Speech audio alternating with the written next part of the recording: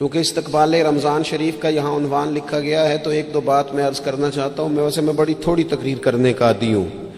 آپ لوگوں کی محبتیں اور پھر یہ کہ جس شدت سے آپ لوگ منتظر تھے اور جس پیار سے آپ لوگ یہاں آئے، ایک آدھ بات رمضان شریف کے حوالے سے میری خاص خواہش ہے اور میری یہ خاص اپیل ہے. وہ میں ابھی سے لوگوں کو سن رہا ہوں کہتے ہوئے کہ روزے بڑی گرمی کے آ رہے ہیں. وہ خدا کے بندے تو نیت تو کر، تو ارادہ تو کر. رمضان شریف میں 3-4 چیزوں کا خاص خیال رکھنا ہے ہم نے. خاص ایک تو رمضان شریف میں قرآن پاک سے خاص محبت فرمائیں. شہر رمضان الذی انزل فیہ القرآن، خاص محبت. الحمدللہ ہمارے ہاں قرآن کے عالم بھی موجود ہیں، حافظ بھی موجود ہیں، بلکہ مسجدیں کم ہوتی ہیں، حافظ زیادہ ہوتے ہیں. یہ دیکھ لیں، یہ مدارس کی خدمات ہیں اللہ کے فضل سے. قراء بھی ہیں، سب کچھ ہے. اب ضرورت ہے قرآن پاک سے محبت کرنے والوں کی. ہر نقیب، ہر خطیب یہ کہہ رہا ہے کہ سارا قرآن حضور کی تعریف ہے، کہتے ہیں نا جی. تو چاہیے نا کبھی کبھی رکا ہے محفل سے کہ جناب ہمارا دل کر رہا ہے ہمیں سورہ رحمان سنائی جائے. کبھی کبھی یہ رکے آتے ہیں نا، فرمائشی رکے، یہ نعت پڑھے. یہ تو جب سب کہہ رہے ہیں یہ حضور کی نعت ہے سارا قرآن، تو کو رکا آنا چاہیے نا. آج سورہ حامیم سجدہ کی تلاوت سنائی جائے، آنے چاہیے نا یہ والے رکے بھی. صحیح کہہ رہا ہوں نا؟ تو خوب ارادہ کریں کہ قرآن مجید سننا ہے. ہم کھڑے رہتے ہیں، پاسپورٹ کے دفتر بھی 1.5 گھنٹہ لوگ کھڑے ہیں، شناختی کارڈ کے دفتر میں بھی کھڑے، امیگریشن کی لائنوں میں بھی کھڑے. نیت کریں کہ میں نے جم کے قرآن مجید سننا ہے. اور جس مسجد میں پہلی تراویح شروع کریں کوشش کریں کہ ساری تراویح اسی میں پڑھی جائے، اور خاص ذوق کے ساتھ. خاص پنجاب میں ایک گاؤں تھا، تو اس میں نا ایک دفعہ ایک بالکل عام سادہ سا آدمی دکاندار تھا، تو اس کا انتقال ہو گیا تو اس کی قبر سے خوشبو آنے لگی. تو اگر پیر صاحب ہوتے پھر تو بچوں کی موج لگ جاتی.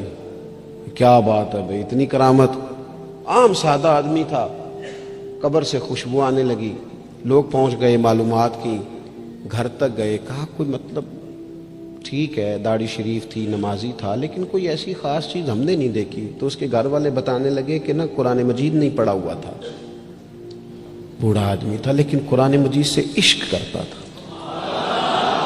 کئی گھنٹے قرآن مجید کو وضو کر کے اپنے پاس رکھتا اور پھر انگلیاں چلاتا اور کہتا میرے مالک نے میرے لیے جو بھی فرمایا ہے حق اور سچ ہی فرمایا ہے.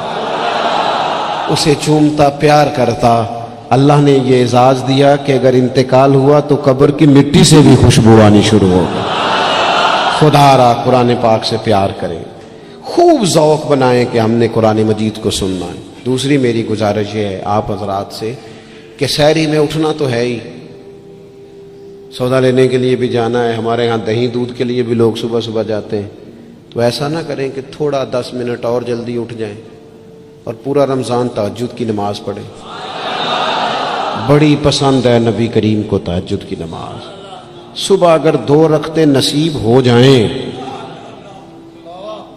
تو نبی کریم علیہ السلام نے فرمایا جب جوان آدمی تہجد کے لیے کھڑا ہوتا ہے تو اللہ فرشتوں کے سامنے فخر فرماتا ہے. یہ ضرور عادت بنائیں. صبح جن لوگوں کو چند نفل نصیب ہو جائیں اور پھر وہ دعا مانگیں. ایک تو رمضان، پھر تہجد کا ٹائم، اس ذوق کو. اور تیسری گزارش میری یہ ہے، غریب آدمی جو ہوتا ہے وہ سمجھدار نہیں ہوتا. چونکہ عقل مند ہونے کے لیے تو پیسے ہونا بھی تو ضروری ہے نا. میں نے دیکھا ہے کہ بالکل ان پڑھ آدمی ہو لیکن سیٹھ ہو نا تو بڑے بڑے سیانے لوگوں کو نصیحتیں کر رہا ہوتا ہے اور اس کی سنی بھی جا رہی ہوتی. میری غربت نے کیا مجھ کو زمانے میں بدنام، تیری دولت نے تیرے عیب چھپا رکھے. یہ نا غریب آدمی، اگر سیانے ہوتے تو وہ بھی مالدار نہ ہوتے، یہ نہیں سمجھدار ہوتے. یہ بیچارے کمزور ہی اس لیے رہ جاتے ہیں کہ ان کو چالاکیاں، تیزیاں الا ماشاءاللہ نہیں آتی.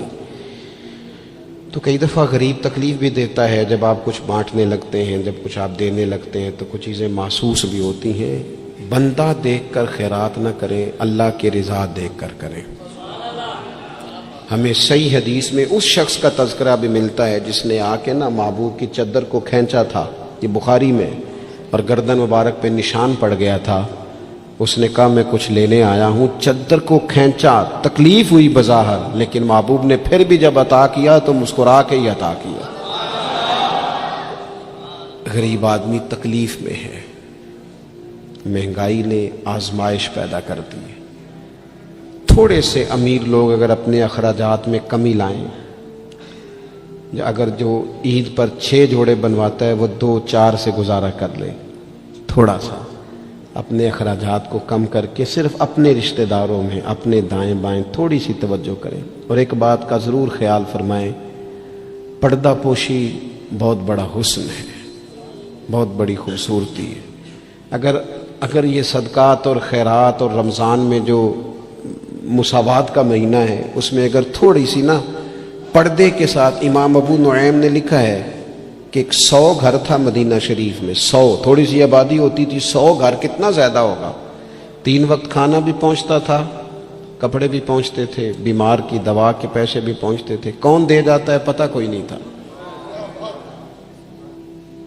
پھر اچانک سب کے گھر کھانا آنا بند ہوا تو لوگ پریشان ہوئے، ایک دوسرے سے پوچھنے لگے تیرے گھر کب سے نہیں آیا؟ کہا 18 محرم سے۔ تیرے گھر کب سے نہیں آیا؟ اسی شام سے۔ تیرے گھر 18 سے۔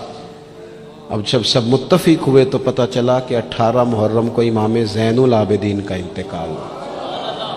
100 گھروں میں کھانا جاتا تھا پر پتہ نہیں تھا دے کون جاتا ہے۔ کچھ تھوڑا سا نا، کچھ خبریں ایسی ہیں جو حضرت عمر بن عبدالعزیز صبح اپنے خادم کو نا ایک سارے دن کے کاموں کی لسٹ دیا کرتے تھے، تو ایک دن لسٹ دی تو وہ چاہیے تو یہ تھا نا کہ اس پہ لکھا ہوتا تھا کہ 11 بجے محکمہ تعلیم والوں کو بلانا، ظہر کے بعد دفاع والوں کو بلانا، شام کو صحت والوں کو بلا لینا۔ وہ لسٹ جو دی تھی اس پہ لکھا تھا کہ کل 5000 درود پاک کم رہ گیا تھا، آج زیادہ پڑھنا ہے۔ وہ فلاں بیوہ کے گھر میں راشن پہنچانا ہے۔ وہ 2-3 لائنیں ابھی پڑھی تھیں کہ وہ حضرت نے چھین لی، فرمایا یہ تو میری ذاتی ہے۔ تو مشیر کہنے لگا حضور یہ کم کرتے ہیں، کبھی بتایا نہیں۔ تو آپ فرمانے لگے کچھ پیسے چھپا کے رکھے ہوتے ہیں لوگوں نے کہ مشکل پڑ گئی تو کام آئیں گے، میں نے بھی کچھ نیکیاں سب سے چھپائی ہیں، قیامت میں مشکل پڑ گئی تو اللہ کے کرم سے میرے کام آ جائیں گے۔ موجود نہ ہو تو زندگی کا وقت گزرے بھی تو ذرا پھیکا پھیکا گزرتا ہے، اگر دن بیت بھی جائے تو کچھ تھوڑا سا بوجھ چھوڑ جاتا ہے۔ کچھ چیزیں زیادہ ضروری ہوتی ہیں وقت کو گزارنے کے لیے، اس طرح کھانا بڑا ضروری ہے، پینا اور سونا بڑا ضروری ہے،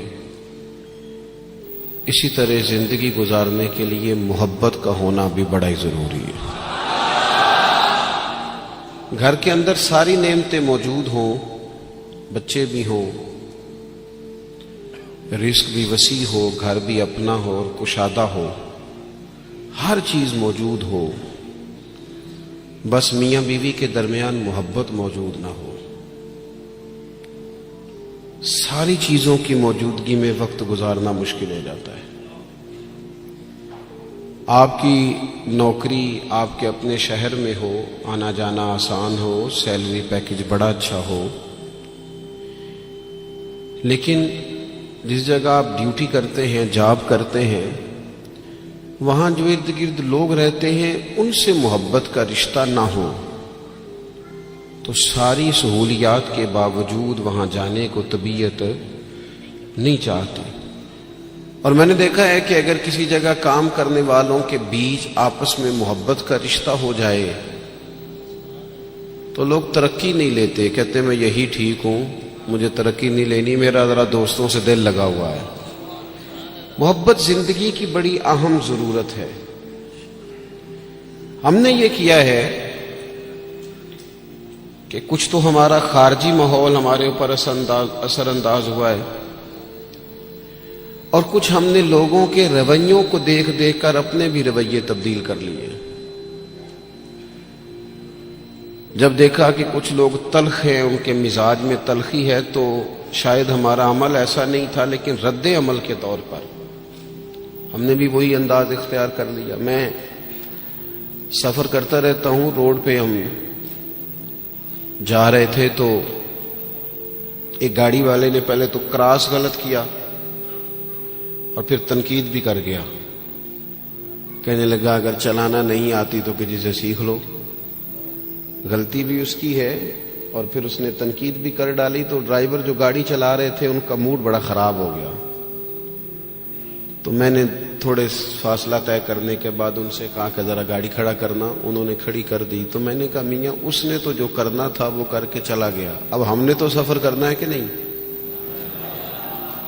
ہم لوگوں کی تلخیاں اٹھا کے اپنے ہاں کیوں لے آئیں؟ اگر کسی کا رویہ درست نہیں ہے تو اس کی بنیاد پر ہم ان ساری پریشانیوں کو اپنے ہاں کیوں لائیں؟ جب محبت چھوٹ جاتی ہے, جب ہمارے لہجے شگفتہ نہیں رہتے, جب گفتگو دھلی ہوئی نہیں رہتی, جب چیزوں پر ہلکی